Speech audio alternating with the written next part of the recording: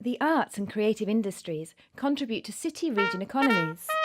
They export locally made cultural products and attract tourists to flagship venues and mega events like Liverpool '08 European Capital of Culture.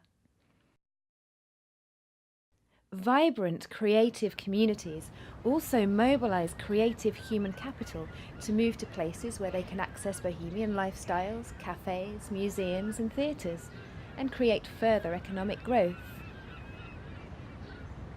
Creative industries have been central to the identity of cities, whether it's the Beatles or the Tate in Liverpool, industrial bleep music in Sheffield, and Tony Wilson's Factory Records and the Hacienda in Manchester, or Newcastle Gatehead's iconic public art.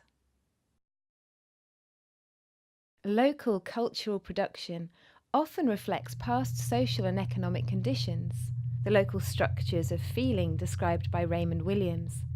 Our research on contemporary visual arts scenes show how cheaper housing and studio space and smaller, more intimate networks are making northern cities attractive places for artists to live and work. The devolution agenda raises questions about cultural policy for the North. There is huge disparity in the levels of arts funding in London compared to the regions. At the same time, local authorities have been hard-pressed to keep arts budgets safe amongst swinging cuts, and some have lost them completely. In July 2015, Manchester City Council announced a new £110 million cultural venue called The Factory, designed to be a globally competitive production space and engine room for the Northern Powerhouse.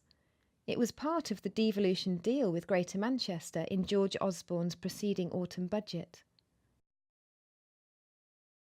New buildings are not the only way to stimulate local creative economies.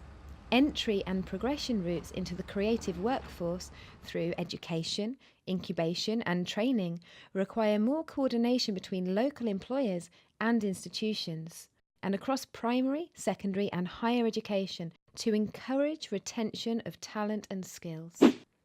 So, the challenges for a powerhouse which drives the northern creative economy go much wider than targeted investment in one site in Manchester, if the benefits are to be realised across the north.